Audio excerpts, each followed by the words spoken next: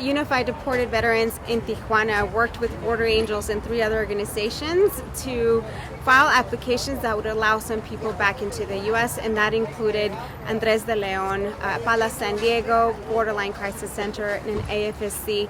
We all worked together to file these applications for people that were suffering in outside of the U.S. In this particular case, in Andy's case, he was going through horrible, violent circumstances in Mexico that qualified him to apply for asylum and come back into the U.S. But this was a very small, limited opportunity that was given to him this year, and we jumped on it. We worked on his case, and right away we were able to get him into the U.S. But he was deported in 2010, so he had been a long time in Mexico, 77 years old, struggling to obtain access to medical care that he had earned during his service. Andy was honorably discharged. And so all of our organizations came together to file these applications, and Andy's application was one of them. Okay, and you also said about Rocio. Rocio is actually here. She made it.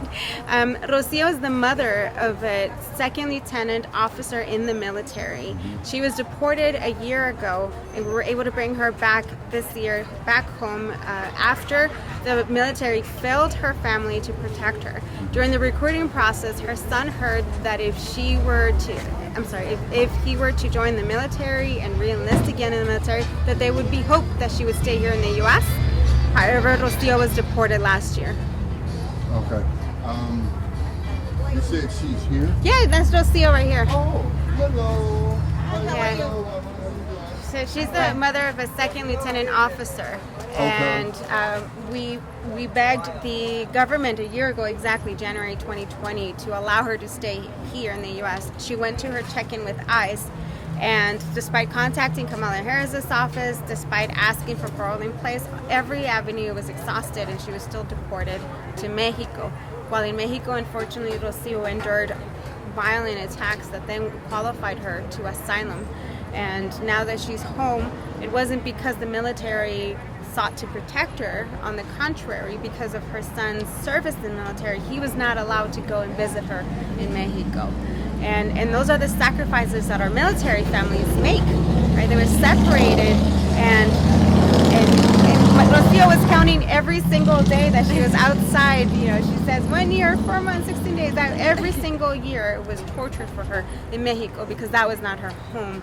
She comes back now to the U.S. to her children, able to finally hug her son, and still has to go through this process to make sure that she stays here in the U.S. through the immigration courts. So it's not over for their family.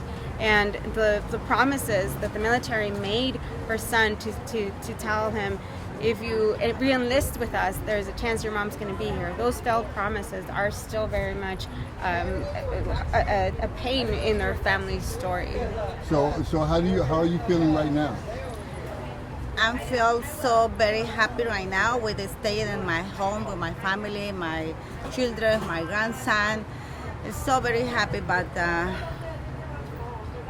como digo que estoy preocupada. Worried. I'm worried right now for my situation to the immigration right now, but I don't know. We are talking to everything people with the government. I don't know. Maybe we need that help for the families to members to military ship. Okay, that sounds blessed. Now.